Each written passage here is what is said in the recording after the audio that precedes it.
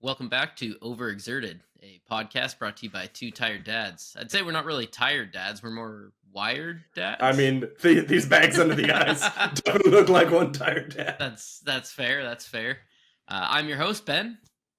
And I'm Heath. There we go. All right. So we've got a bunch of reveals today, including all this, what are they called now? Dual inks.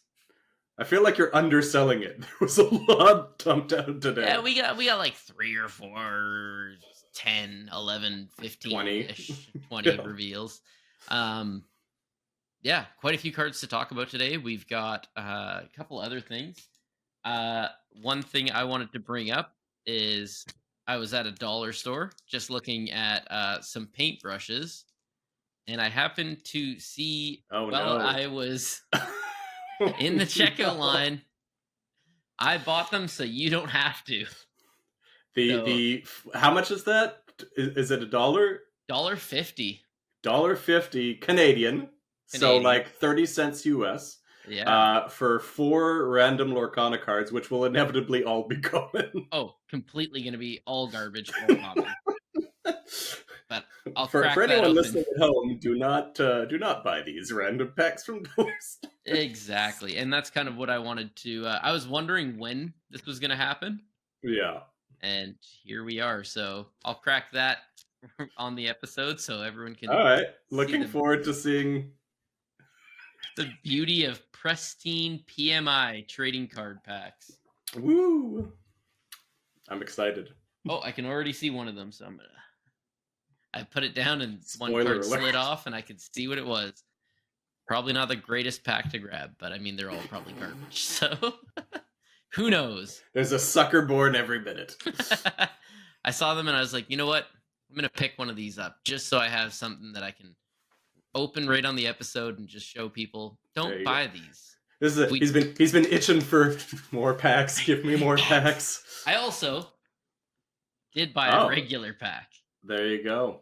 So I know you are big into the sealed format, the drafting format. Yep. So later on, I figure we could do a pick one, pass one, and see what you would go with. Yeah, definitely. I'm up for drafting your pack of Azurite Sea. All right, perfect. So what did you want to jump into first? I know you had quite a few cards that you wanted to talk about. Well, I mean, I feel like before we jump into the spoilers, let's take just like 30 seconds just to kind of wrap up the story from our last episode where we talked Yes, about the drama. What's that? The blunder from down under, I believe, is what Katie from the Lore Keepers Inn dubbed it as, definitely or one of the best hashtag names. Broomgate. Yeah, that was good. I feel like blunder undersold it a little bit, but it was just too perfect, Oh yeah, rhyme scheme there. So yes, shout out Katie, that was brilliant. But yeah, some great resolution to that. Yes, it could always be better, Mhm. but almost exactly what we asked for, right? Which was some at least relatively clear communication. Certainly a lot more than we've gotten in months. Yeah, Um, Removal of Clement from World's Invite, no longer on that list. It got bumped to the next person in line, so Jonathan Lamb didn't get it, who had faced Clement. But I Mhm. think it makes sense. It's scalable to say when there's a pass down, it's the next person in line, which is the third place, in which case was Ben Simmons. So shout out, congrats, Ben, which is also awesome in the way that an Aussie actually getting one of the world invites, I yeah, thought was pretty cool. And then Jesse, which I thought, yes, I hoped for, but I still didn't actually expect, actually got granted a golden Mickey. He got awarded a golden Mickey for acknowledging that there's a good chance that he would have won one yeah. in that game. So I thought that was about as good a resolution as we could realistically hope for. So props to you, Ravensburger team.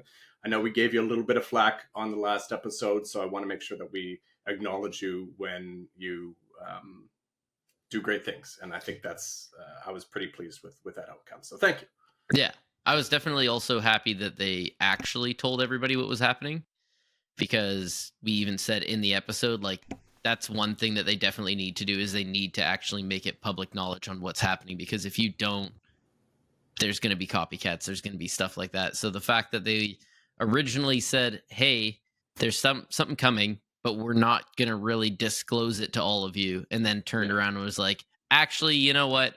This is." They didn't even really announce this is what happened. They kind of just said, No, we "Hey, had to check infer. out the page." Yeah.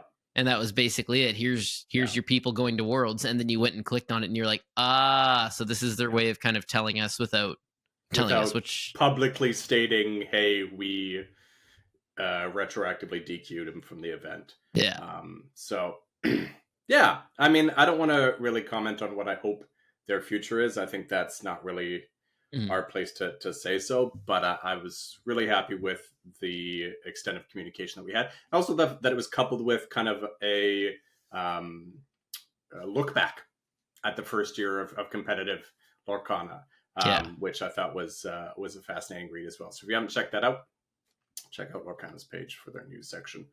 And I thought that was pretty cool. But yeah, let's jump into the spoilers. All right. What everyone's actually here for. They don't want to hear us They don't want to hear us rehashing this whole thing, beating this dead horse. Let's get to the good rambling. stuff. Let's get to the cards. Why don't you go first? What's one that stood out to you? That's a fantastic question. The Cusco is definitely the one that I was probably most interested in. Yep. Not for myself so much, but I know that one of my buddies has kind of said that he is locked in on playing Emerald Amethyst. Yep. And so him and another guy actually have made a deal now that if one of them pulls any emerald cards or amethyst cards, he gives them all to the other guy. The other guy gives him all. So, it kind of Yeah. saves Yeah. on all that fun stuff of having to try and get every single card. Yep. But yeah, the Cusco, the 4-cost uninkable. This is kind of weird to say. Amethyst Emerald, 2 strength, 2 willpower, 2 lore with evasive and an ability. We can figure this out. At the start of your turn, choose one. Each player draws a card, or each player chooses and discards a card. Yeah. So I think that's a pretty good ability on making sure that your opponent has absolutely no cards. Or Yeah. I mean, the discard definitely can be potent, mhm. right? Um, remind me, have you played Magic the Gathering before? Yes, I used to play a mill life gain deck. Oh, so you were hardcore Magic Mill. So this reminds me a little bit of I think it's Liliana of the Veil. It's a Mm, Liliana planeswalker, but there's one with an ability that allows you to use its ability to have every player discard a card. mhm, And so obviously in some circumstances that wouldn't be beneficial to you, but you choose that when it's of most benefit to you. Either you've got no cards left in hand, because it'd be at the start of your turn, so it'd be before your draw phase, right? Ready, mhm, set, and draw. So you have mhm. them discard if your hand's empty, and then you draw. Um, or you've just got enough chaff to get rid of. They're on their last card, right? Yeah. You know, abilities that are unilateral. A lot of people say, well, it affects both players. It's like, yeah, but the point is that you structure it in such a way that you use it when it's of most benefit to you. Yeah. So Strategy, obviously. That's yeah, what we're here for. yeah. One thing I also like about the card draw is that it's not a May, right? So if you're playing the Prince John discard package, there's times where you're like, I really want my opponent to have a card in hand so that I can Yes. discard it and draw off Prince John. And there's a lot of draws that are May. You banish the rabbit, and they're like, oh, you're playing Prince John. I'm going to choose not to draw. Mhm, Or the Donald Duck, the 4-drop that that deck used to play back in the day. That at the start of your turn, both players may choose to mhm, draw a card, right? So them, if they're smart and they realize that they've got no other cards in hand, and this is going to fuel your draw engine with the discard, they choose not to draw. But in this case, they get no choice. yeah. This case, like you're drawing that card. And that's actually something that I was kind of interested in now is John going to see more, like Prince John obviously, is he going to see more play in the Emerald Amethyst deck now because you have the option of playing him, playing the Cusco and then going you discard and I discard. Oh, but Yep. because you discarded now I get to draw. So Yep. you're actually getting card Yep. advantage right off the bat. So it's And for free fantastic. in that when the discard is happening, you're not paying any ink for that. It's Yeah. it's an inherent ability. So yeah, And could be. if like you said, you have no cards in hand at the end of your turn and it goes around to their turn, comes back to you, and you're like, all right, discard. I'm gonna Yeah, draw after you're done. Let's yeah. go. It's And the fantastic. argument that you'll hear is, oh, but what if they brawl it? Well, if I'm playing turn 3 Prince John, so I played a turn 2, maybe it's a discard, maybe it's not, but I played turn 3 Prince John probably into Sing Mhm. discard with my 2-drop. So you're already down 1 card. And then I play this, and then you spend your entire turn brawling it. I'm probably not too happy about that, or too upset about that. You're down a Mhm. card from playing the brawl, and you haven't affected the board. And I can then go on my next turn and do some more discard. Maybe I Yeah. just hard cast a Bruno, or I'm doing something else, right? Lucifer, though at that point that was uninkable into uninkable into uninkable, but like that's not a terrible situation to be in if that's how the game runs out, right? So Mhm. yeah, Not too bad at all. could be interesting. Uninkable into uninkable and uninkable. That means you're inking everything else, and you're just playing these, obviously. That's really like the only thing that's going to hold this back. I think. Hmm. I think if this was inkable, even at the risk of it being brawled, this would be imminently playable. I think the fact that it's uninkable might be the only thing that might hold it back. Yeah. Unfortunately. And of course, it's Emerald, so they have to make it uninkable. Really, Emeralds got hit hard with uninkables. Is there math out there? Has anyone done the math on which color has the most uninkables? Because it's got to be Emerald, right? I think it is Emerald, just off the top of my head, or at least which one has the most good uninkables. Yeah, the most playable uninkables, the most Yeah. uninkables that you care about. Yeah, Yeah. I yeah. know AJ, longtime listener, longtime fan, has been always on the Emerald train since day one. And so Yeah. he's like, hey, look, another Emerald card. Oh, and it's uninkable. So it's probably the one that I've heard about the most, at least. So we'll Yeah. see. You know what's funny is I've always been a fan of Emerald and I've been a fan of Amethyst, but I haven't yet found a time where I've been happy to play Emerald Amethyst. I tried this last set. I had a coaching session with Artifacts. Oh, I did nice. some practice leading up to LCQs, and at the last minute, I audibled into Ruby Amethyst for LCQ because I'm like, I don't have faith in it. Yeah. It was rough. Again, not that it wasn't good, it just wasn't as consistent as I like. I'm not Mhm. really comfortable on a deck that's high rolling as much. But now I'm gonna get roasted in the comments for saying GP is a high roll deck. So which one's on your target list there? I mean, I got a few of them on my list, and actually there was one I sent you a list I know before we got on here with some of the ones that interested me. But after listening to, I was actually listening to Spessy. Shout out Mhm. Spessy.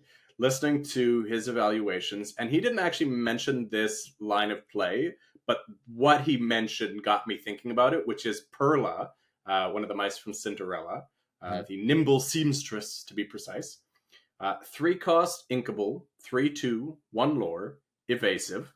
Mhm. So already we're at the Peter Pan from first chapter level, but it's also got support, Ah, which yes. traditionally a 3 cost, 1 lore evasive, not that impactful. Support, really almost no cards, or maybe none to my recollection, have been played with support of any relevance in the meta. But I was thinking about it. I'm like, how many times have I seen the line of aggro or a semi-aggro amber lists? Mhm. And we'll say amber emerald because sorry, this is an amber emerald card. Let me be precise. Amber emerald, but they've got an aggro deck, right? Run the turn 1 Daisy, and then turn 2 and 3 other things happen, and then turn 4 they challenge Daisy into a 3/3 and heal up Daisy with Rapunzel to draw 3 cards, Mhm. which is great. You draw 3 cards, but the challenge didn't really affect anything other than giving you an outlet for drawing 3 cards. But what if all of a sudden on turn 3 you played Perla, turn 4 you quest with Perla, give 3 strength to Daisy, now you're challenging in with a 4/4 into that 3/3, Yeah. take out the 3/3, then heal with Rapunzel? Oh, now all of a sudden that's getting spicy. And it's inkable too.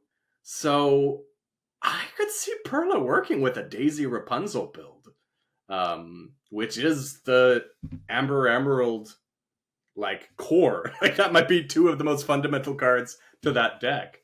So I'm Could be interested. What do deadly. you think about that?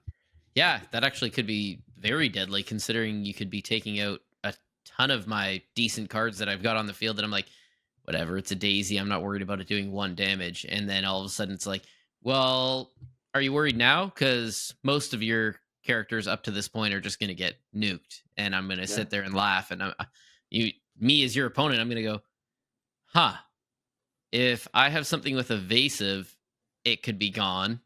If I have something that just has high willpower, it could be gone. Yep. Yeah, I don't like either of these options because you're still gaining lore. So Yep. it's no good for me, obviously. But Yep. Now, obviously, they see it coming, right? Because yeah, it's been sitting on the board. But then there's also that benefit, which is to say, maybe they don't exert hmm their 3/3s for fear of this, right? And then in that case, you're winning too. yeah, Really, the only thing that like stops that line is like Fox and Lawrence hmm is like the main blockers to that. But I mean, you're playing around those anyway, ideally, or probably your Daisy's already died to the Fox. But but still, I think it could be a really interesting line with Daisy and Rapunzel. So I'm interested. yeah. I want to I see do if think someone it's can make that work. I do think it's interesting also when people are like, yeah, but it's going to take too long to do anything, and all it's really doing is stopping your opponent from questing. It's like, yeah, but that's slowing them down. That's a major part of the game. If I Yep. know that I can keep playing characters and watching my opponent like, okay, well, I'm not going to quest, I'm not going to do this, and they're sitting there waiting and looking for a card. I mean, me personally, Emerald Steel, I love when you're sitting there waiting looking for a card because Yep. guess what? If you don't play it or you're holding on to it and hoping that you're going to get an ink like your next turn, oh, this is an inkable, I can actually play it. Well, tough because I'm going to probably make you discard the card that you've been holding on to this whole time. So Yep. go for it. Like I know this run out isn't going to happen very often, but I Mhm. can't think of a more terrifying first 3 turns than Daisy into Double Daisy into Perla. Yeah. Like, because you might deal with the first Daisy, but then my other 2 Daisies are there to swing back with Perla. It's like all of a sudden this 1/4 that's supposed to be questing is all of a sudden a very terrifying challenger. Or even the Perla being able to, oh, I play my Diablo and I Yeah, exert him so I can start drawing cards off you. yeah, Well, as soon as you throw down that Perla, chances are I'm not going to be exerting my Diablo next turn unless I can take yeah. Perla out. Yeah, because that's a great trade, right? Like you'd take that every day. So it's Yeah. like she's usable in other things and also is a deterrent for that. hmm Obviously, she suffers to Genie, but Genie's already going down in people's estimates. So yeah, could be interesting. hmm We'll see. Fantastic. All right, let's see. Up next, I wanted to talk about Pascal. Yeah. So we all loved the early days Pascal with the evasive. Well, now we have a 4 cost uninkable again. Yeah, you're loving the uninkable 4 drops in this. Apparently, uh, 4 cost uninkable amber, amethyst, 3 strength, 3 willpower, 3 lore with evasive as well. So 3 lore is Yeah. kind of nice, Yeah. but Right? Doesn't die to yeah. brawl. Yeah, and it kind of fits right into that little niche Yep. um aggro deck that everybody seems to be loving with the amethyst amber kind of throw them down and just quest all day. So Yeah. at least if they throw something like this down, what am I going to swing into it? I can't swing my Diablo into it. I can't. What am I going to Yeah. sing a couple songs and hope for the best? I mean, that's about 2 it. challenges from Genie. Like, yeah. Yeah, I kind of have to hope that I go first and get an Ursula down. So if they do throw this, I'm just going to double sing a song and take them out, hopefully. But Survives Elsa. yeah, Yeah. so Yeah. Like, certainly it's at risk, right? You're paying 4 ink uninkable for something that is, fragile in a sense, mhm, but there's not a lot that can take it out easily. Like, I mhm. would say a Sung Strength of a Raging Fire is like really your biggest concern. Yeah, And no matter what you play, that would be a concern unless it's got ward, right? So, yeah, it's the uninkable. That's the only thing that's really gonna potentially hold it back. But yeah, I mean, if that's not my concern is Amber. Amethyst, I'm thinking, has 3 uninkable 1-drops that it likes to play. I haven't looked at that build, but I'm assuming it uses both Maleficent and Lilo along with Daisy in the 1-drop slot. Mhm. So they would have to have like almost the entire rest of the deck be inkable to make that feasible. Yikes. But I think most of the rest of the deck is. Like, other than Daisy, Lilo, and Maleficent. I mean, some of them play Baloo, but I think that's an easy enough cut if you're putting in like a Pascal. So yeah, that could be a big threat. Like, even questing with this once in that deck probably is huge. Because before they played like Pinocchio or whatever, the 2-drop uninkable 1/1/3 lore, but that dies to everything. Whereas this you might be able to quest a couple times with, and if one card's getting this deck 6 lore, look out. And if they don't take it out in a turn, the chances that, somebody throws down a Rapunzel or something like that. Yeah. Yikes. Yeah. I don't want to see it. Yeah. No, I mean, again, the uninkable is really going to be the only thing that I think holds it back. Other than being like one body on a 4-cost in that deck, I think it's trying to go wider than that. But I think they'd be, if there's going to be, other than Rapunzel, a singular 4-drop that this deck is interested in, it's probably something like this. Why does everything good have to be uninkable? Stop it. Well, I know you had a couple that you wanted to talk about that are inkable, so yeah, okay, let's go into the inkables. So I'm going to group them together just because one of them there's not much to say, which is Raja and the Giant Cobra. Both of them are this new Vanish ability that you saw with Iago, which is basically anytime an opponent chooses it for something, for an action specifically, I should say, not for abilities, chooses it with an action, you banish it. Now, again, if it's an action that would do something with it other than leave it on the board, that happens first because the action has to fully resolve. So if you use Mother Knows Best on it, it's going back to the hand. Oh. But if you use any action that chooses it and leaves it on the board, it will be banished. Right? So I'm thinking like Paint the Roses Red. Right? Okay. Yeah. 2 chosen characters get -1 strength for the turn. You draw a card. That would banish this and draw you a card. So stonks are going up on Painting the Roses Red. Anyways, so what are the characters with this ability that were revealed today? The first one's Raja. Ghostly Tiger. Strictly Amethyst. We're out of the dual color cards for a moment. Just for a moment. It's a 3/3. 3 strength, 3 willpower, 1 lore with the Vanish ability. So let's ignore Vanish for a second. 2 cost, 3/3, 1 lore. Feeling pretty good about that. I don't know if it's on Smee levels, but we're feeling pretty good about that body. Especially if you're, a mid-range or control deck that's trying to control the early game. That's a pretty solid body. The Vanish ability, I mean, other than something like Painting the Roses Red, where they get they're drawing a card for it. Even Storm, where they're drawing a card, it's still a removal spell out of their hand. You're not feeling too bad about them using it, right? If they have to use a card to remove this, even if it might not have removed it without the Vanish ability, you're not feeling too bad about that. It's a 2-drop, right? Chances are by the time they play anything that chooses it, you've used its value anyway, right? So pretty good body on there. So I'm excited about what they're going to push with Vanish.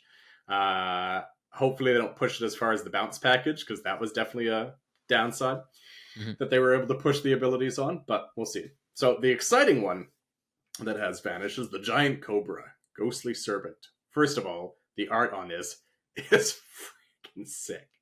And I haven't been a huge fan of the Enchanted Uncommons up until now, maybe Finders Keepers, but I would be all for an Enchanted Giant Cobra. Oh my gosh. I can just imagine.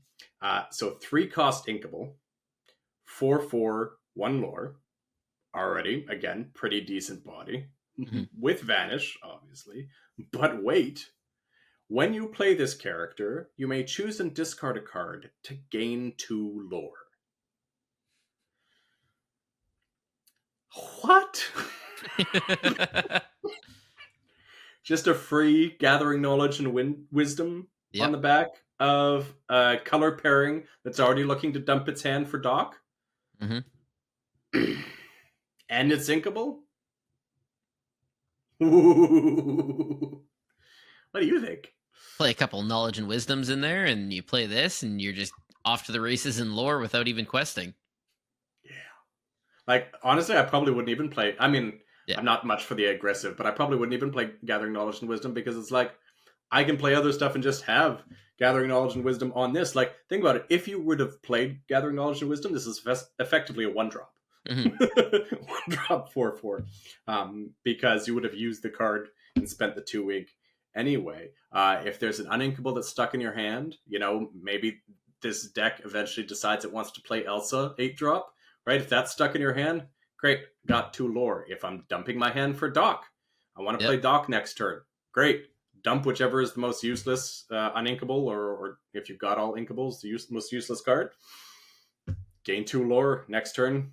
Dump the rest of your hand. Play Yep. Doc. Refresh. Do it again. I'll admit I don't know a ton about Amethyst Steel. I'm guessing it doesn't play Whole New World. No, well, I mean, I've seen a couple of builds, but mostly it's more aggressive build. Yeah. It's the Doc is the main card draw. Okay.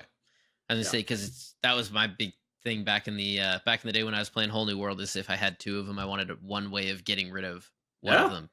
Yeah, if there ever becomes a build where a Yeah. whole new world is in there, yeah, absolutely, right? Bring Or if back it's just Wheel not a good Jafar. situation to play whole new world, you're Yeah. ahead. This whole new world is rotting in my hand. Yeah. 2 lore. Just bring back that Wheel Jafar, baby. Yeah, I mean that's true actually. Wheel Jafar is this color pairing, Yeah. and could do that, right? Absolutely. Dang. That's awesome. The fact that it isn't a Jafar is kind of sad because he turns into a giant cobra. Yeah. So it could have been Jafar giant cobra. I mean, we saw it in what was it, Floodborne, where he was the giant cobra. The mechanical So one. it Yeah. sadly is not a shift Jafar target. They probably did that on purpose. They're like, They're we probably can't have we can't make any this more. card this good and a shift target for Jafar. Yeah. Yeah. People are going to abuse the heck out of this. Oh yeah. For sure. For sure. Yeah. Like it's going to be a bit of a rough top deck if your hand's empty. And but even then, it's still a 4/4. I Yeah. mean, that's not the worst. It's not a 1 drop, And if it's your top deck when you've had a card rotting in your hand, like, oh, this card's just rotting into my hand. I got to draw something else. And then you Yeah. draw that. It's like I get something else, and I get to gain 2 lore by dumping this useless card. Yeah. I'd kind of imagine it's going to be like a turn 3 play very often. Mhm. But but like I said, if you've already gone aggro, you're on the play, and you've dumped a 1 drop into 2 1 drops, like followers into Broom Diablo, and then turn 3 play this, drop something, and the next turn ink, play something else, play Doc. Mhm. Like your opponent's gonna be like, and then obviously refill your hand with all your 1 drops that that draw cards. Like, get out of here. That's gonna be scary. That's gonna be cool. All right, I'm calling it now. This might shift me already into Amethyst Steel for next set. We've got him. Yeah. Any thoughts about the vanish ability in general? Like we heard about Raja, just the fact that they're pushing the kind of power level on these cards with the vanish ability. Do you think it's going to be a hindrance to them, or do you think overall it's going to be like bounce, where it's like it's a downside, but like the cards are pushed enough that Yeah, that it's I don't worth know. it? I know that there was a thing as soon as the first Vanish cards came out where people were going, "Well, what does it mean? What does it mean when an opponent chooses this character for an action? Banish them. Who am I banishing? My opponent's character? No." Yeah, banish them. And so Banish your I- opponent, obviously. that's what I jokingly said. I was like, "No, you tell your opponent that they just lost the game because they targeted one of your It characters for an says action." banish them. It says, "Get Excuse me, opponent. Can you please get into my discard pile?" get out. You've been banished. You're not allowed to come back." Yeah. But yeah, I think that it's interesting because the other question is how many times are these characters even going to get targeted by an action? Yeah. So, right there, you already have something that if you have a character that kind of flies under the radar and there's a bigger threat than the one that has vanish, they're gonna be targeting the bigger threat rather than the one that has vanish. Yep. Um, you know, if me personally, if I have a singer Ursula that has I can sing Storm Rage on twice, I'm probably gonna go after one of your other characters rather than this, unless I think, hey, I can hit that has 2 willpower, and then also just throw one at this vanish character that has, 4 willpower just to get rid of it. Yep. Yeah, maybe. So Yeah. And that's that's going to happen, right? oh But yeah, 100%. I think overall, if you think about the number of meta relevant cards right now, at least, we don't know what the rest of the set holds and what will be brought back in from older sets because of this ability. But if you Mhm. just think about the meta relevant cards now that would remove this, most of them would remove it anyway. Yeah. Yeah, Storm is one, and a strength for less than 4 is one. Mhm. Storm is about the only one that makes me sad, but that Storm makes me sad on a lot of occasions. If they use strength on this, even if they've only got one character out, I'm not too sad about that because they use the strength and also they only have one character out. So, I think strength I'm not that worried about. Mhm. Like I said, the only one that isn't in the meta right now but could come back and would make me sad is Painting the Roses Red. Oh, actually, that's not true. Heffalumps and Woozles be another one. That's kind Okay. of seeing a little bit of play in the Emerald Sapphire deck, Mhm. and could see play in other decks. So that's one where you choose a character. It says it can't quest till the start of your next turn. So that's another one that draws you a card that would choose a character. So there's not none, but I think overall, in at least right now, the way the meta's at this moment, if this was introduced, if our spoilers were introduced and nothing else, Mhm. I don't think it would be that relevant. We'll see what the rest of the set brings, but right now I'm loving this and the Vanish ability in general because I like pushed cards. Give me the OP cards. I know there's one that you really want to talk about, and I'm kind of excited for you to talk about because obviously, I've been saving it for the end. obviously, I like that color pairing. Not Yeah, currently, I'm not currently playing it, but it was one that I you played can before. call that one, man. I had more on my list than you did. So if you wanna talk about that one, you go right ahead. Well, I don't know if we're talking about the same one. Now I'm worried. You go uh, right ahead. I think we're talking about the same one. Amber Steel. Ember Steel? Nope. I was talking about a different one, but okay. I was Oh, talking about the one you brought to Set Champs 2 times ago. oh The no, one I that was Mikey was giving you a hard time for in the Discord. no, I was talking about a Okay, little you go right turtle. ahead then. That one as well. You go Okay, right ahead. perfect. So we've got the Troubadour, a 2-cost inkable, 1 strength, 3 willpower, Amber Steel with 1 lore, but the ability resist +1 and singer +4. So basically, I think this is what, better Sebastian? Technically better Vanessa if you want to look at it that way, Ah, right? yes, Because true. Vanessa's the 1/4. Hmm. And with resist +1, this is effectively a 1/4 in terms of not being eliminated by a challenge. Hmm. So how do you feel about I love cards with resist right off the bat, so that's kind that? of nice because Yep. the number of times that you have an opponent when you're at league or even just set champs where maybe your opponent wasn't fully focusing on the fact that you gave something resist or that it You has mean the one that I resist. told you about? Are you just like sticking the needle in about the one where I forgot to resist too?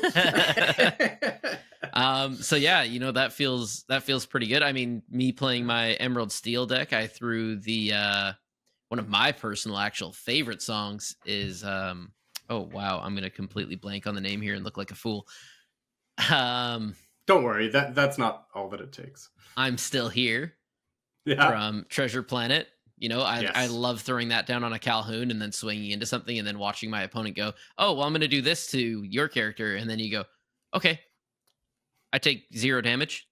The exact one You that mean you were like my talking about. opponent? Challenge Diablo. We Cool. got him. Ladies and gentlemen, we got it. But yeah, I love the resist. It's great. I loved it on the Cinderella that we had, the shifted Cinderella. It was fantastic to see on there. So anytime I have a card that has resist, it's great. So seeing this 2-cost inkable that I can sing, you know, Along Came Zeus with. No. Okay, thanks. You know? Yep, So and the best part is it barely gets taken out by Along Came Zeus. So it's true. that's even more ridiculous, I think. Yep. But yeah, it's just a nice little, you got Steel song. Let's throw a Steel song singer in there. So when I looked at this, the reason I wanted to talk about it is because I thought it was really interesting because that was my initial first impression as well. I'm like, this just seems like out and out better Ursula Vanessa, which, Mhm, yeah, excuse me, the typical Steel song build has been less popular this set than the Diggy Diggy Hole DDH version of it, but mhm, it was still hanging around, and you never know when it makes a comeback. You start seeing some more great songs for Ariel to find and sing, or Vanessa or the Troubadour to sing, and all of a sudden it shoots back up, right? So yeah. just an out and out better Vanessa. That sounds great.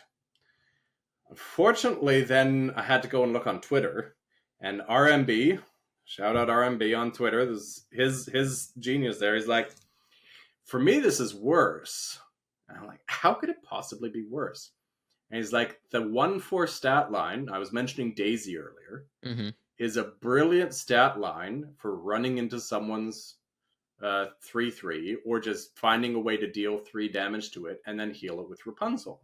I'm mhm. like, that sounds like a niche situation for the fact that this is better in every other circumstance, but it's like, that's actually a really, popular slash common line. Yep. More often, I feel like people do it with Daisy, but certainly, any 1-4, that's a possibility. Um, but so this one, not only can you heal it for you can only heal it for 2 rather than 3, but Yep. also it's less likely to take damage. It takes more for it to Uh, deal damage. So mhm. there is situations where it's not out and out better. I mean, without really thinking about it too hard, it still feels like under most circumstances it's better. Mhm. But just something to consider that there are at least those circumstances or that circumstance where the Vanessa Ursula is better. And who knows, maybe we've got an Ursula shift target in Amber Steel at some point, or shift body that we want to shift onto Ursula Vanessa. Yeah. That could be relevant in the future as well. So I don't think this is an automatic replacement for Vanessa, but again, I'm with you. I feel like 80% of the time, 75% of the time, this is going to be better. Yeah. I know when I've played Steel Song, I tried doing that Eric uh Ursula Prince Eric's wife shift because I was like, Oh, yeah, where he's the bodyguard or whatever. Or yeah, but I was trying to do it for her because I can't oh, the even. 2-4 one. Yeah, just because I Yeah, okay, wanted okay, okay. to try and find a way to use my Ursula after you get something better out, Yeah, and yeah, didn't end up working out. But yeah. hopefully one day we'll I get mean, some that's better still shift out targets. there. The if her ability becomes more relevant, Yeah, the bare necessities ability becomes more relevant, she yeah, could make a comeback as well. These are the and type of, like, sometimes we look too much at the current set. We forget about the cards that existed that weren't relevant before, but based on the evolving nature of the meta, can yeah. become relevant again. Yeah. And I definitely was using it just for like, oh, well, no one's going to expect me to be throwing this down. And it did work out a couple times where you shift it and you go, I quest. And then they're like, wait, what? And it's like, yeah, I quest. So it's basically bare necessities. Let's get rid of something. Yeah, And you throw that down and you get to also throw down a bare necessities for 2. And it's like, I've just cleared out your hand of any songs. I'm not really worried anymore. So yeah, let's keep going. yeah. Um, I don't want to spend too much time on this one. Literally, like, give it the time it takes to read. I just want to go on record as saying I don't think this is very good. Uh, I love that she's in the set, Lady Cluck, but I don't think she's very good. Protective Confidant, 5-cost Inkable, Sapphire and Steel. It's got to be Mhm. specifically in that deck. 2/7, 1 lore, Bodyguard with Ward.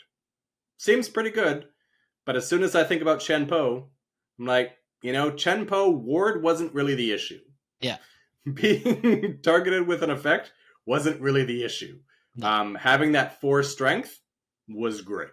Mhm. And Chen Po still doesn't see a heck of a lot of play, but I think No. Chen Po is still better than this. So I'm sorry for all you Lady Cluck lovers out there, but I just want to go on record as saying I don't think she was very good. And I'm I will prepared to eat say my words. I saw it. I got excited. I was like, "Oh, right, Lady Cluck, finally a little more Robin Hood," because obviously I'm a huge Robin Hood fan, Yep. and it just seems to be any movie with Disney foxes.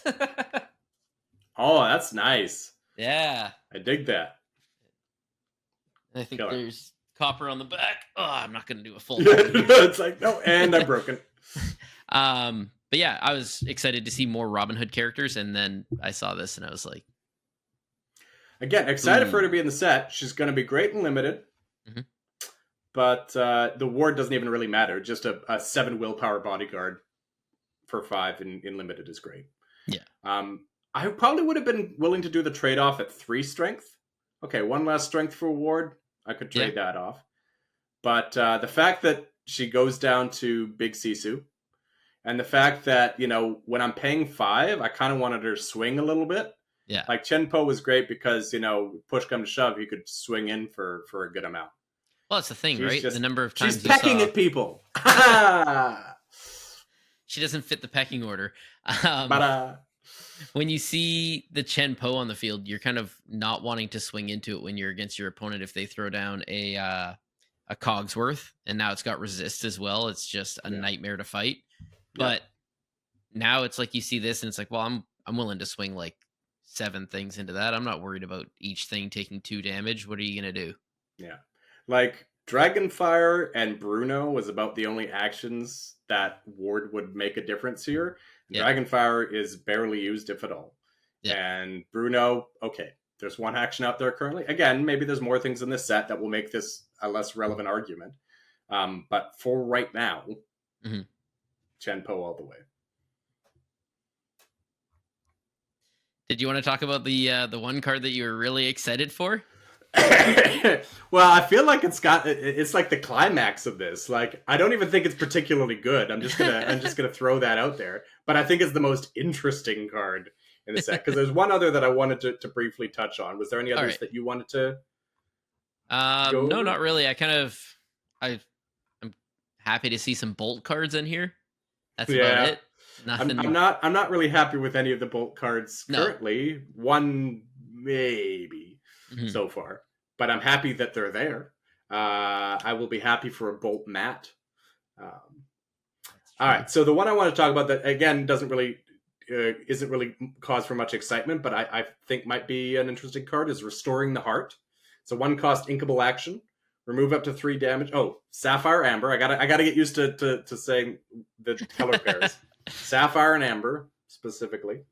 Remove up to 3 damage from chosen character or location, and draw a card. So the location probably not that relevant, but it's nice to have a little extra flexibility. But just for 1 inkable, remove up to 3 damage and draw a card. And the fact that I don't even have to remove damage to draw a card, it's not like Rapunzel where you got to remove the damage to draw the Yeah. card.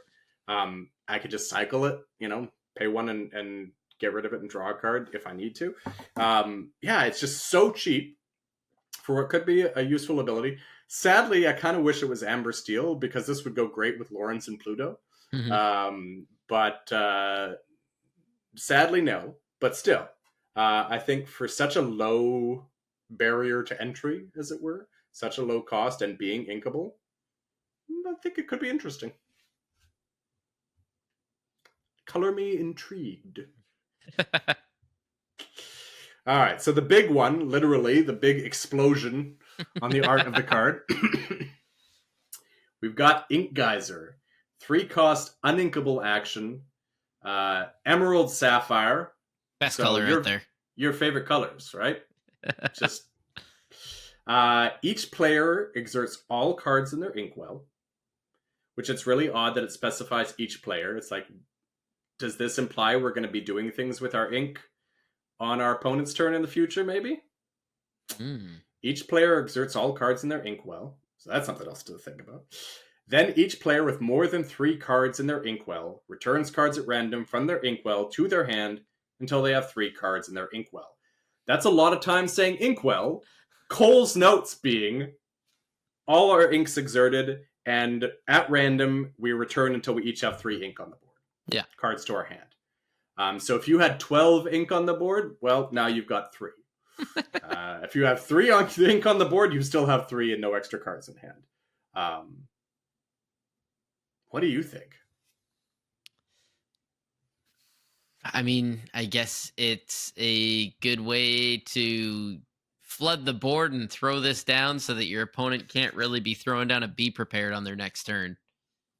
Does a really good job of preventing be prepared. Yeah. For sure.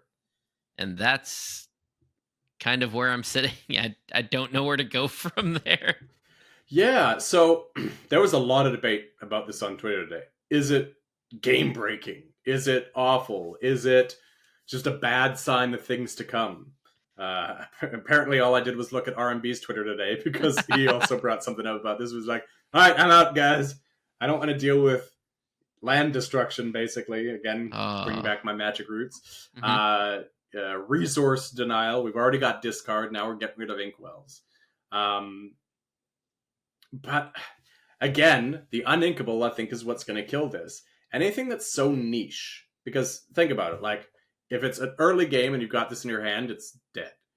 If you're behind on the board, you certainly don't want to be reducing your ink and playing a card that does nothing to affect the board. So in that case, it's probably dead. Where this really shines is if you've managed to go wide or just have a much superior board position and your opponent's been doing a bunch of inking, and all of a sudden you bring them down to 3 ink so they've got no capacity to respond to your board, then it's going to feel real good. But other than that, I think it's probably going to feel really bad. So if it was inkable, you might take the chance that, okay, most of the times I might ink this, but if I can set up a great board position and then just roast them with this, great. But the fact that it's uninkable, I mean, we got Tipo to get rid of uninkables, right? If Quill comes back, then, you know, we've got dealings with it. But the fact that you've got to work around it being uninkable, I think most of the time is probably going to mean that it's just not going to be good enough. So what you do, hear me out. Yeah. You play Sailing the Azurite Sea, another Sailing the Azurite Sea, and a Fishbone Quill. Then you throw this bad boy down, and now you're allowed to throw cards into your inkwell. Then you could get 3 more ink back up. Yeah. You could all of a sudden be at 6. And your opponent's actually sitting is there an going, interesting line. You like wait front a load sec. it, right? Right? Because it You doesn't front load, say... especially...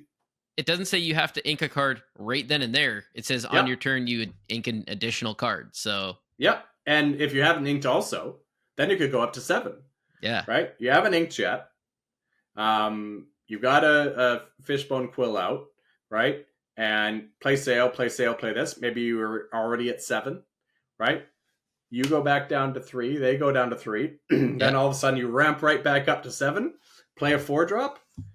I mean, I think that people are going to try to make this work. Let's be clear. Oh, yeah. I think they will probably fail, but that all of a sudden sounds more interesting than what I was thinking. So, yeah. And then bring back Bell, the 4-cost Bell, so you can always ink an additional card.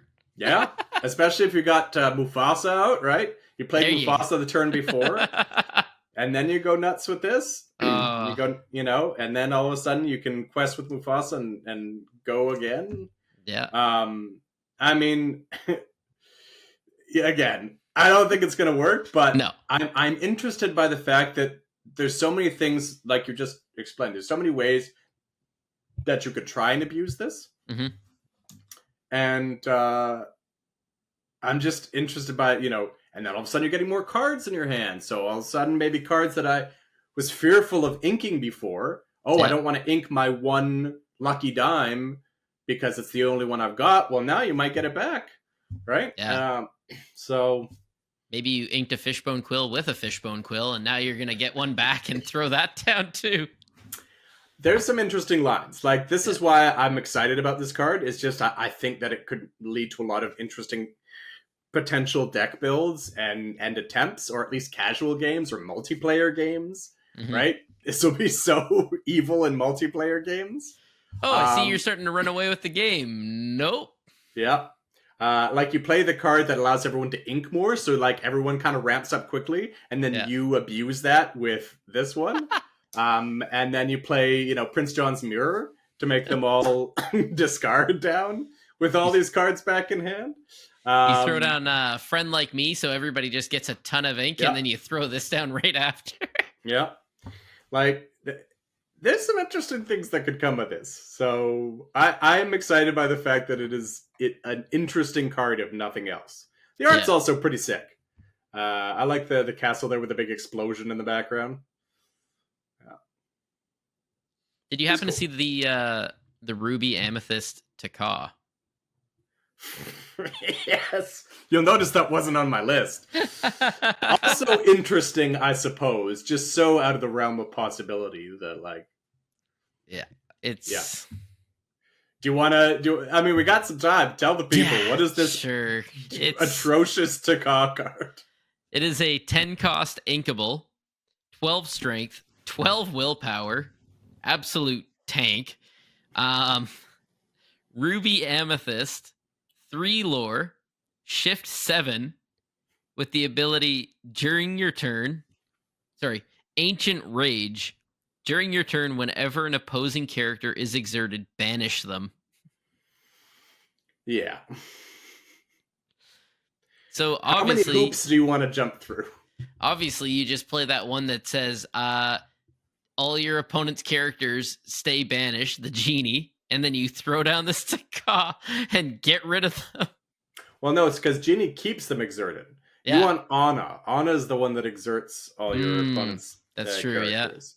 Yeah. I mean, if you can get the Genie down and they quest, and then they're just stuck exerted, then you just... Yeah. They can't do anything. Now there's just one-sided be prepped. There's a lot easier ways to get a one-sided be prepared. Yes, there is. Yeah, so first of all, 10 cost, impossible. Yeah. Like, yes, those decks will get up to 10 ink, but, like, realistically, in any time where this is going to be relevant, no, not really. So there's that problem. Then we got the shift 7 problem, which is I've got to have a shift target. There's no good Takas yet, and even if there is, Taka is such like a big character that I can't imagine them printing like a 1 cost Taka.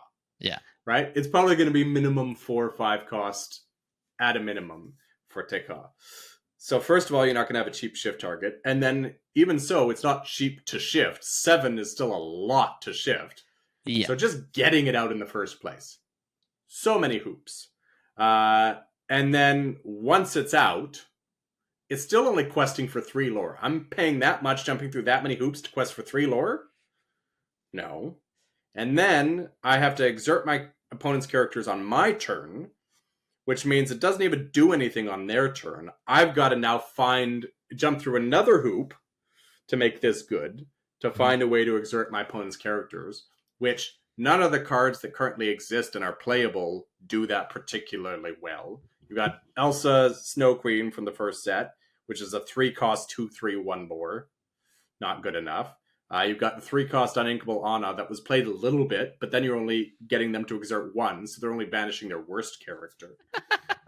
Or you've got the 7 cost uninkable Anna that, yes, will give you a 1-sided be prepared for the cost of a 7 drop uninkable in addition to this giant 10 drop that you just put out. Yep. Like, what? I mean, they printed Goofy, so sure, why not? Like, just another card that's never going to see play anywhere at any time. Yeah. Like, I don't have a problem with cards being designed for different gameplays, right? You got your constructed, one-on-one, you've got multiplayer cards, you've got limited cards, but this is just a card for no one. Like, yes, some multiplayer person, casual player is going to try to make this work, but the fact that they won't even really make it work, you know, if on a Genie didn't work, this isn't going to work. So even though you could say it was designed maybe for multiplayer, that's not even that accurate because it's not even going to be good. Like, you'll get it off once every 20 games, and then it won't even be that good when you do. Fantastic. You obviously play this with a really good Taka, the one that says get rid of a Moana, right? That, I mean, obviously. What was it? Was it a 7 cost uninkable? No, 5 cost uninkable, 7/6 reckless. Is Something that like the one? that. So forgettable. Just Yeah, definitely that one. it was one of the only foil cards that I didn't have for the longest time when I was trying to complete my foil collection. I know that much. I mean, set one, when we were just in the set one meta, the 6 cost inkable Tekka wasn't too bad in set one. Yeah. But ever since then has not been good enough. The Aladdin Taka. The 6/6 2 lore when it banishes a character, gain Yeah. 2 lore. Yeah. Basically the shift Aladdin. Oh, the 7 drop a lot. I see what you're saying. Yeah. But without the they lose lore, sadly. Yeah. All right. Well, Yeah. should I finally do it? Yeah, rip it. Open We the got to see garbage. these sick enchanted you've got in there. Could you imagine the worst enchanted ever? It's all I- scratched up. Right? a hot, heavy played enchanted. Holy! You can't even get it open. They've made Like, this. It's harder to get You into did- than a booster pack. You did not come prepared to open these. Yeah, I should have brought some scissors down. Oh, look at that! They make it so you can't tell what's in it. Oh. Top secret. Which common did you get? What could it be? It could be a Thebes. Okay. It could be everyone's favorite Scroop. Hey, it's an uncommon. You're already ahead of the game. It could be a Piglet. Or, so we've got a set 3 card, a set 4 card, a set 2 card, and another set 4 card with a Camilo Madrigal. Hey, 2 uncommons. That's sick. Now, if That's you'll huge notice, value. if you'll notice, however, there is edgeware on it. Ah, absolutely fantastic. now instead of being a 2-cent card, it's only a 1-cent card. So not only do you get That's garbage not even cards, true. It's less than that.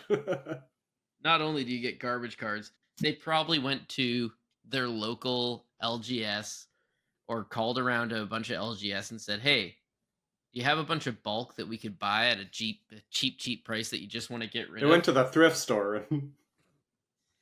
So I know a while back, one of my locals, Jeremiah, actually went to a dollar store and they had first chapter booster packs in the dollar store that he was able to pick up. I've looked for the longest time and not been able to find it, and this is the closest I get. Well, I hope you're satisfied with your purchase. I am very unsatisfied. I'm not sure what you were expecting, but all right, we got Azurite C. We got much better. Azurite C. We're gonna play the pick one, pass one, or pass all of them. Yes. We've got Rue. Nope. Pass. Oof. Serviceable, but probably going to be much better cards. Dawson. So far, we're at Juju. Is better than Juju. Dawson. Still Juju. Lead the way. Still Juju. Gadget. Poor Gadget. 3 cards, all Mullins. garbage. Mullins probably. The next card's better than either of them anyway. Yeah. So Jim Hawkins, actually pretty solid. Like the uninkable is not great, but in limited, uninkability isn't huge unless you really draft poorly. So the 5 cost 5/5 2 lore body with the ping ability, probably not getting the shift off, but that alone is pretty solid. So just don't be like me and start going, I've only got 1 or 2 uninkables, and next thing you know, you have like you got 12. So Tinkerbell's tough because you're not usually getting to 7, but it's also inkable and it's so much more powerful. So I would probably go with the Tinkerbell. Well, if we're talking pick one, pack one, I'd probably go with Jim Hawkins and then just assume that I'm not going to drop as many uninkables. But let's say this is pick 3, or pack 3, pick 1. And I know that I'm already getting a little heavy on uninkables, then I'm going Tinkerbell. But I think just you're probably not going to get her out too often. The only shift target in the set is a card you don't want to shift onto. Aladdin, I'm probably still sticking with Jim Hawkins, but it's debatable. Aladdin's pretty solid. Oh, I mean, one of the best draft cards in the set. Let's go. All day One of the long. best draft cards in the set. Probably the second best to me. I think that's actually my 4th too. So playset complete. Money. A very good draft card as well. The uninkable you're not worried about. The fact that you could ramp 2 with this or just keep getting 2 lower Yeah. great. Go-Go's still better, Oh yeah, but go all day. but if Go-Go wasn't in there, there's very few rares that are gonna be better than that. That's probably in the top 15 or so cards in the set for draft. Not even close. Not even close. You don't want I won't give Easiest in. Go-Go in your life. Oh Yeah, I think the person next to you is happy. I would be happy to get the second pick, yeah. Tadashi. But yeah, Go Oh yeah. I money. would I would definitely take go all day every day. Genie, by the way, number one draft card in the set. If you're doing any like farewell drafts Yeah. to Azurite Sea, Genie, just easy one win. Genie alone. Yeah. I know that before we were doing we called it the pack break. Every episode we'd crack a pack each Yeah, I and remember kind you of go doing that. through it. And maybe I'll start bringing this back now that we're doing camera and we can go through Actually, and look at it. yeah, a little pick Yeah. one, pack one. So All right. Well, I was gonna say, it'd be good to hear in the comments what other people would pick, but I feel like this is pretty much a slam dunk for everyone. yeah. And yeah, I obviously as time goes on with this, we'll probably be going more to just doing this live, and then the Yeah. podcast will just be audio for anyone who wants to listen audio, and then this will just be a live one. So we'll have a nice little comments rolling in as you're sitting there going, not that one, not that one. People go, is this guy crazy? Yes, the answer is yes. Yes, of course. Do you not And see you the can call fiery me red out on hair? it every time. The fiery red hair to go with the passion. Obviously, he's crazy. Yeah. All right. Let's see. You digging the shirt? I love it. Complimented me on my shirt yet. I've been going through all the characters, and I'm like, oh yes, oh another one, oh fantastic. Yeah. I got my BR guest gents on the side here. Oh beauty. Yeah. But I'm most excited for this guy down here. Yeah. Ah yes, Mr. Toad. Yeah. I like the Mr. Peter Toad Pan. fan. Love the Peter Pan. Yep. There's great ones on here. Obviously, you've been to Disneyland. I've said this one before. One of the best rides at Disneyland, up until the very end of the ride, when you get to the part where he's on the ship, and instead of going, like come on everybody, here we go, he's like pixie dust. And I don't know why he gets a weird accent. I never really registered that he's got a bit of an accent there. I'm gonna have to listen for that next time. Yeah, next time you go on there, you got to look for it, because like every single time I'll be sitting there with my kid or my wife as we're going through it, and I'm like, oh, it sounds so good with the come on everybody, here we go. It's like boom, bang on, and then it's like you get to the ship and it's just pixie dust. It's like what? Are you gonna ruin this ride for me? It's a fantastic ride. I never registered that before. It's a fantastic ride. I love flying over London and over Neverland. Yeah, like everything so vibrant, full of color. The only time I've ever had that ruined for me is we are flying over the Neverland area, and right with the waterfall, somebody had dropped a penny on the top of the rainbow. And so you're like flying over and you look down and you're like, why is there a penny sitting on the rainbow? I hate this so much. But don't be that guy. No. And don't be, if you go to Disneyland, don't be the guy that spits gum on the ground. It drives me. Oh my gosh. Or just sticks it anywhere. Yes. Yeah. There's literally garbage cans like every 5 feet at Disneyland. Yeah. It drives me. It's not hard. It drives me nuts. I can't believe it. I'm like, why? What? There's a garbage can there. There's a garbage can there. There's a garbage can there. Mm-hmm. Just even hold on to it for 10 extra steps. Yeah, that's all it takes. Yeah. Yeah. Or my personal favorite is finally somebody I can talk Disneyland with. Yes. The stroller people. Yeah. Who don't acknowledge that someone else is behind them, or the non-stroller people that don't acknowledge the stroller behind them and then just slam on the brakes. And when you run into them, because you don't know they're about to stop, they turn around and glare at you. They blame you for the fact that, especially the ones that stop in the middle of the, thoroughfare, in the middle of the street. Yeah. right? Like you go off to the side, you slow down, right? Yeah, It's something that I've been saying since middle school, high school days yeah, that I will never stop saying. When people stop walking in a walkway, I go, "It's called a walkway for a reason. Stand off to the side. This yeah, is the walkway." yeah. And like look behind you before you stop. Yeah. Yeah, because I that remember. there's a lot of people at Disneyland. They tend to kind of the bubble isn't as big as you want Oh it to yeah. be. Oh yeah. Yeah. I have the my wife's had to adapt also. I've got the ninja abilities of just doing the weave in between Oh yeah, people. yeah, yeah, for sure. Yeah. I love doing the weed. That feels great.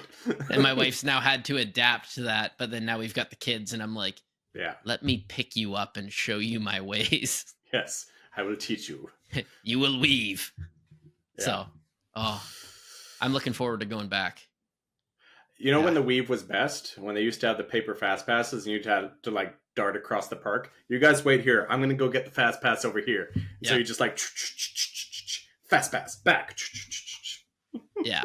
When the wife and I went recently for D23, we went and Yeah. did a day in Disneyland, and I was like, you know what? If I'm going all out. I'm also gonna get the what is it now? Lightning Lane multi pass. Yeah. Yeah, multi pass. Multi pass.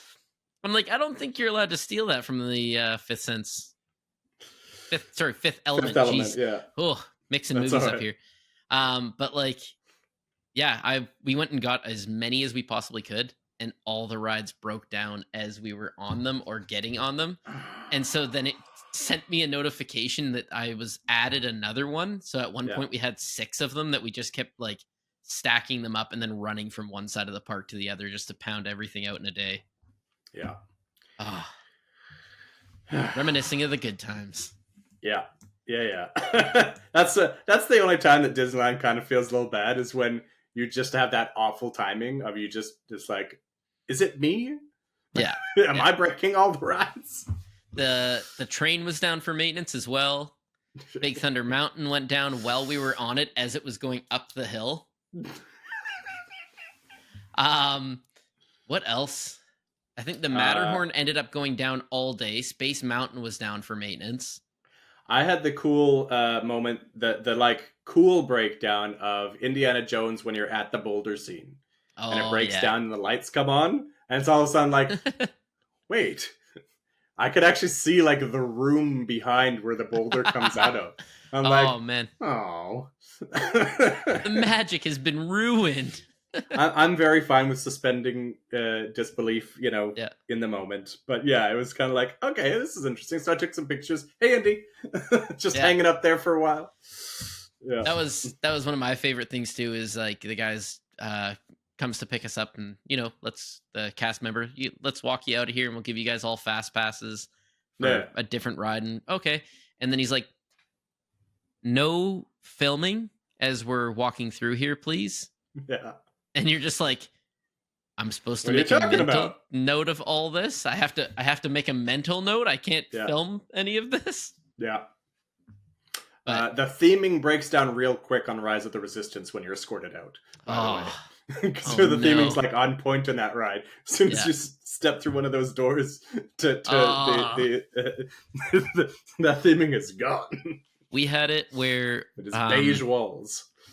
we went on Rise of the Resistance. My kid was all excited for it, and it had gone down or something like that, and we got to like near just out of the tunnels area, getting into like where you see the lockers and everything like that. And Yeah.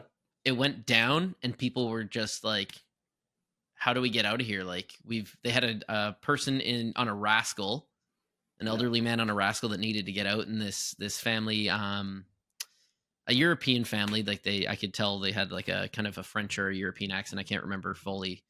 And they're like, we need to get out. And I'm like, you have to turn around. And they're like, we can't turn around. Can't we go out that door that says exit right next to you? And I'm like, people have tried. It leads out to a parking lot.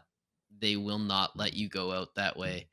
And they're like, oh, well, we need to find a way out. And I was like, you know what? Stay right here. And I told my kid, I was like, I trust these people you're with right now. I've trusted them with your life.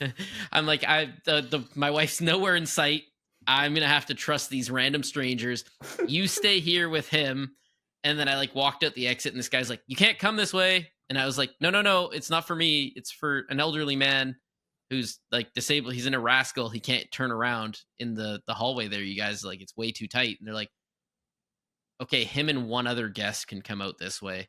And then like the whole family followed him. I'm like trying to explain to them like, no, one of you can go with him. And the whole family followed, and they ended up just like, okay, yeah, let's go. Just like, just go. Yeah.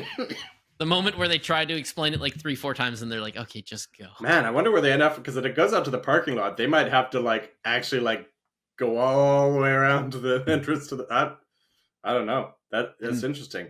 Whatever happened? Hey, if you're out there, elderly man and his family, what happened? If you play Lorcana, Yes. and you listen to this podcast, but yeah, it ended up like my wife was like, "Can we just please get something to eat? You guys have been in there for like 45 minutes to an hour," and I was like, "Okay, fine, we'll come."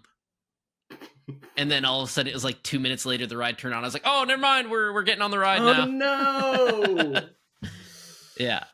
Gosh. You can't wait in that line for 45 minutes and not get on the ride. I mean, the thing I love about that is that the line is pretty cool in and of itself. Yeah. So I will say, such an amazing ride. Oh Yeah. my gosh. Like, I'm a Star Wars fan, but I wouldn't categorize myself as like a big Star Wars fan. No, But same. that is such an incredible ride. Like, I can tell you, like, oh yeah, this is what I love about Star Wars. These are the characters I like. This is the little small tidbits that probably every Star Wars fan knows. Yeah. This is what I like. But I can't be like, yeah, did you know that in Star Wars Episode 2 at the At 9:56, right at the 1 hour 34 mark, actually this happens, and because that happens, this is actually relevant to this next piece. And it's like, no, man, this feels like a story you've heard before.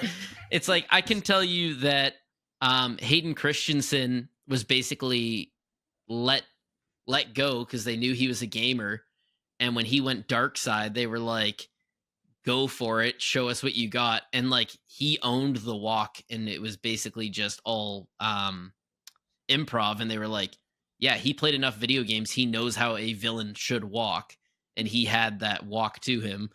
I can tell you that him and Ewan McGregor were like the best Star Wars lightsaber battles out there. Because I don't even like, think anyone would debate that. No, and it's because they fully put in the time to. Yeah. It was like they had fencing experience. They did all this stuff, and they went all out with it. And it's like, we want that back, please. Which just makes it all the more insulting how they ended that fight. Yeah, It's like the most like badass fight in all of Star Wars, just to end like, I have the high ground. Which, funny enough about that, I say that I'm not the big Star Wars fan. I only know about like this Star Wars the most, I guess, for all the Star Wars knowledge I have, is that Anakin knew that was Obi-Wan's move. Yeah. The flip over that he had used on Darth Maul. Yeah. And so he wanted to use the move against him prove and show to him that, you know, that I'm he's better than you. Yeah. And instead, I can see that, but at the same time, it's like, yeah, still felt pretty bad. I hate you. Yeah. But I can still, forgive that. It was just the like, whoop whoop. This is how we're ending this epic fight. Oh, yeah. Yeah. Why is this over? We've been jumping around each other for the last 20 minutes. Why is this over now? We've been jumping and swinging at each other the entire time, and then one jump ends it all? Yeah. Hold on. Right? It feels like it should have been just a slight edge. Like one of them just slightly outdoes the other, nicks them or something, makes them a little bit weaker, and then all of a sudden just like, right? That's what throws it off. Yeah. Yeah. Well, but anyways, all right. So sorry everyone at home that's just like, okay, but Lorcana? This is now a semi-fan Star Wars podcast. I better go sleeve these top-notch 4 Oh, cards that I just pulled. Don't want them to get damaged. So yeah, the big dollars. All right. Well, with that, thank you for tuning in and venturing out with us on this magical journey. Check out our Discord in the show notes, and you can find us on Twitter and Instagram at Overexertedcast. Have a great week, and we hope you'll join us again soon.